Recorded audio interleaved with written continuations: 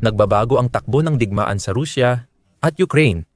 Hindi lang sa labanan, kundi pati sa loob ng Rusya, kung saan dumarami ang mga hindi sang-ayon na general, opisyal at nasyonalista. Dating malalaking taga-suporta ni Pangulong Vladimir Putin ang mga uri ng taong ito. Ngayon, habang patuloy na itinutulak ng Kremlin ng bulag at matigas ang ulo ang kanilang palpak at hindi na kayang panatilihing pananakop, tumatanggi silang aminin ang kanilang mga pagkabigo o baguhin ang kanilang mga taktika. Yung mga taong iyon ay nagsisimula ng punahin ang pamunuan ng kanilang bansa. Sa Rusya, madalas agad pinatahimik ang mga sumasalungat na tinig. Maraming natatakot magsalita laban sa gobyerno kaya malaking balita ito. Palatandaan ito na matapos ang mahigit 3 taong digmaan at matinding pagkalugi, pati malalaking taga-suporta ni Putin ay nawawalan na ng tiwala. At habang lumalaki ang alon ng pagtutol na ito, mas magiging mahirap para sa Kremlin na mapagtagumpayan ito. Ngayon, isa sa mga pangunahing personalidad na nangunguna sa kamakailang pagtaas ng galit at pagkadismaya laban sa Kremlin ay si Igor Girkin, na kilala rin sa alias na Igor Ivanovich Strelkov, kung saan ang Strelkov ay nangangahulugang taga-baril o gunman sa Ingles. Dating veterano ng Russian Army at ex-Federal Security Service official, si Girkin ay mahalaga sa pagsakop ng Russia sa Crimea noong 2014. Isa siya sa mga pangunahing personalidad na nagpalala ng digmaan sa Donbas at inilarawan ang sarili bilang nagpasimula nito. Matapos pangunahan ang armadong militante ng Russia sa Sloviansk, Donetsk sa Ukraine, si Girkin ay ultra-nasyonalista na inialay ang buong buhay para sa bansa. Nang lusubin ng Russia ang Ukraine noong 2000, at 22 isa siya sa pinakamalakas na taga-suporta ng digmaan sa bansa. Sumikat siya bilang military blogger sa buong bansa, gamit ang Telegram para ibahagi ang pananaw niya sa pananakop. Gayunpaman, kahit na gusto niyang magtagumpay ang Russia at masakop ang mga teritoryo tulad ng Donetsk at Luhansk, naging kritikal si Girkin sa paraan ng pagpapatakbo ng Kremlin sa kanilang kampanya. Noong Abril 2000 at 22 linggo, matapos magsimula ang pananakop, sinabi ni Girkin na kailangan ng Russia ng pangkalahatang mobilisasyon para magkaroon ng tsansang manalo sa digmaan. Makalipas ang kaunti, sinabi niya na kung walang kahit bahagyang mobilisasyon sa Russian Federation, magiging imposible at lubhang mapanganib ang maglunsad ng malalim na estratehikong opensiba laban sa tinatawag na Ukraine. Noong Setyembre 2022 nagbago ang tono ni Girkin mula pesimista patungo sa ganap na pagkatalo. Hinulaan niya ang tuluyang pagkatalo ng Russia at sinabi sa kanyang libo-libong tagahanga, "Talo na tayo, panahon na lang ang hinihintay." Sa paglipas ng panahon, tuloy-tuloy ang pagbatikos ni Girkin sa mga desisyon ng militar ng Russia, lalo na sa mga pinuno, tulad ng dating ministro ng depensa ng Russia na si Sergei Shoigu, na ayon kay Girkin ay dapat barilin sa firing squad at maging si Putin mismo. Bumuo pa siya ng grupo kasama ang iba pang mga hindi nasisiyahang nasyonalista tulad ni Maxim Kalishnikov na tinawag nilang club ng galit na mga patriot. Pinayagan si Girkin na makalusot sa ganitong uri ng mga batikos sa loob ng ilang panahon dahil mayroon siyang malaking at tapat na taga-suportang nasyonalista. Iniulat ng Kremlin ang pag-aalala sa posibleng epekto ng pag-aresto o pagpaparusa sa isang sikat na tao tulad niya. Sa huli, nagpasya ang pamunuan ng Rusya na sapat na. Noong Hulyo 21, 2023, inaresto si Girkin ng awtoridad dahil sa ekstremismo. Hindi nagtagal matapos niyang tawaging duwag at walang silbi si Putin at hikayatin siyang magbitiw bilang pangulo. Nahatiulan siya noong 2024 at nakakulong na mula noon. Pero tiyak na hindi siya nanahimik. Nagpatuloy siyang sumulat ng mga liham at magbigay ng mga pahayag tungkol sa kanyang nararamdaman tungkol sa takbo ng digmaan at nanatili ang kanyang mga batikos sa pamumuno ng Russia. Sa bagong pahayag, tinanong ni Girkin, "Kung di natin kayang manalo sa digmaan, dapat ba nating itong talikuran?" Binigyang diin niya ang seryoso at lumalalang labanan. At sinabing, "Sa kasamaang palad, hindi ko nakikita ang mabilis na tagumpay laban sa Ukraine o kung mangyayari pa iyon. Dapat managot ang mga nagpabaya at padalos-dalos sa mga planong malayo sa tunay na operasyon na nagdulot ng malalaking pagkatalo at pagkalugi." Maraming ebidensya na sumusuporta sa pananaw ni Girkin. Ipinapakita ng mga estadistika, halimbawa, na ang Rusya ay nagtamo na ng mahigit 1 milyong kaswalti sa puntong ito at patuloy pang tumataas ang bilang araw-araw. Sa buong linya ng labanan, tuloy-tuloy na pinapadala ng mga komandante ng Kremlin ang mga sundalo sa gitna ng matinding labanan na parang palit-palitang gamit na pambala. Ang kanilang mga puwersa ay nakakamit lamang ng napakaliit na tagumpay sa maraming lugar, nagsasakripisyo ng dos-dosenang, kung hindi man daan-daang buhay para sa napakaliit na bahagi ng lupa. Isinulat ng sundalong Ruso na si Alexander Zaborovsky sa Telegram ang kawalang ingat ng mga namumuno at walang saysay na pagsisikap sa harapan. Ibinahagi niya na kailangang magmarcha ang mga sundalong Ruso sa ibabaw ng mga bangkay. 12-12 milya ang layo mula sa supply, kulang sa pagkain, at walang sapat na sasakyan papunta sa destinasyon. Sabi niya, mauubos agad ang matatapang na komandante sa ilang buwan dahil sa mobilisasyon. Hanggang doon na lang iyon. Bago niya ituloy ang argumento, sinabi niyang kung di makontrol ng Rusya ang himpapawid at mga drone ng Ukranya, dadami pa ang mga bangkay ng Ruso. Bagamat kakaunti lang ang may lakas ng loob na aminin ito ng hayagan, tiyak na napakaraming iba pang sundalong Ruso ang lubos na sumasang-ayon sa mga pahayag ni Zaborovsky. Ibinunyag ng maraming ulat ang hirap ng buhay ng mga sundalo sa frontline ng magkabilang panig. At ang mga Ruso, lalo na, ay madalas na itinatapon sa gitna ng putukan ng walang sapat na suporta, armor, o kahit na tamang pagsasanay militar. Ginawa lang silang alay para sa makinang pandigma ng Kremlin.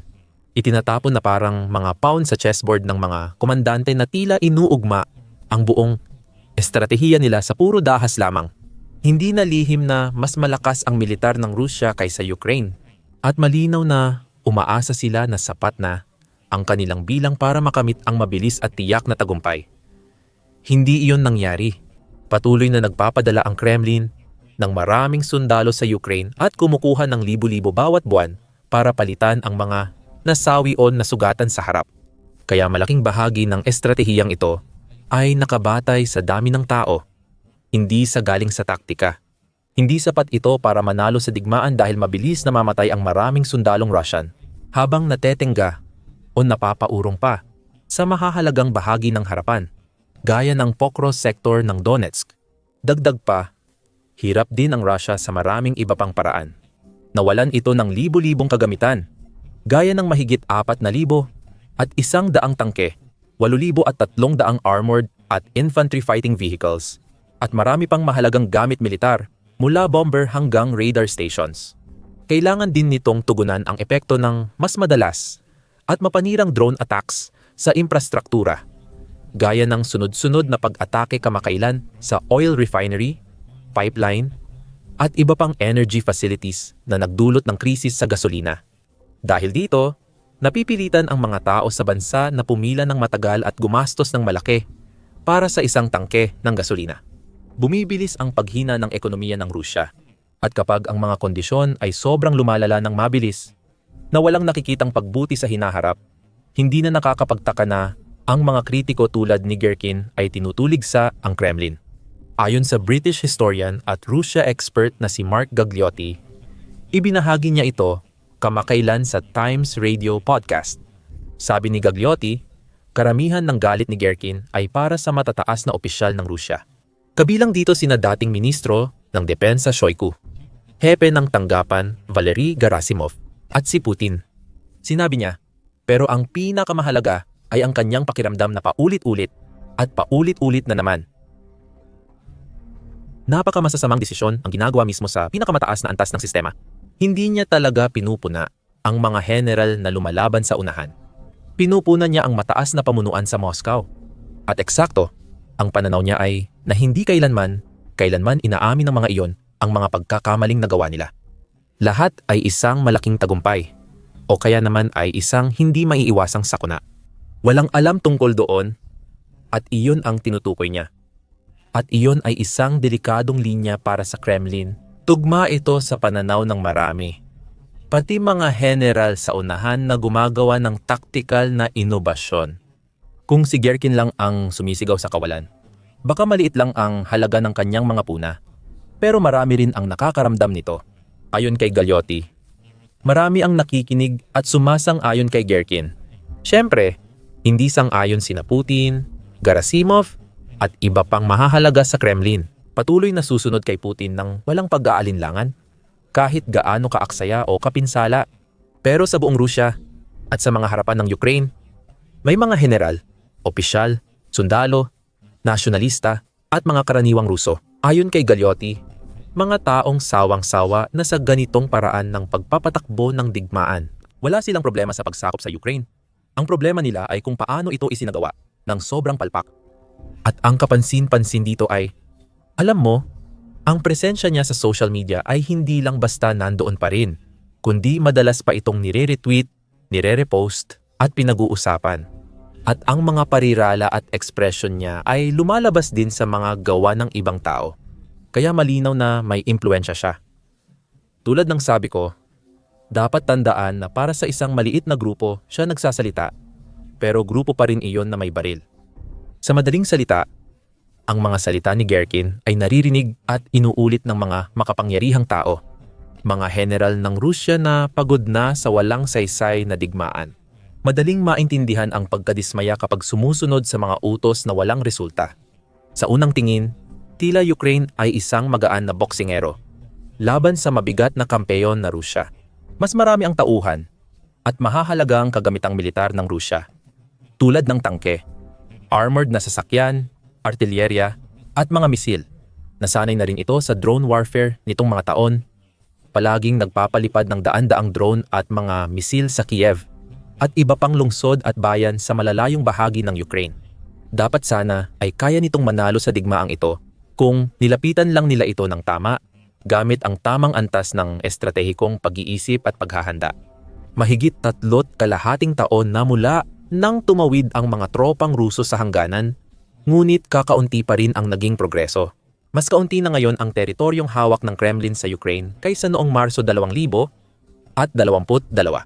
Sa kabila ng lahat ng matatapang na pahayag at malalaking deklarasyon ni Putin, hindi siya napapalapit na mamuno sa Ukraine sa ngayon, at ang kanyang bansa ay nagbayad at patuloy na nagbabayad ng napakataas na halaga dahil sa kanyang walang awang at pabigla-biglang paghahangad ng kapangyarihan. Maganda ang sinabi ni Pangulong Donald Trump tungkol sa sitwasyon sa kamakailang Truth Social post, kung saan matapang siyang nagsalita. Maaring mabago ng Ukraine ang takbo ng digmaan at mabawi ang lahat ng kanilang nawalang teritoryo mula sa Russia. Ayon kay Trump, 3.5 taon nang walang direksyon ang laban ng Russia, na dapat sana'y tinapos ng isang tunay na malakas na militar sa loob ng 1 linggo.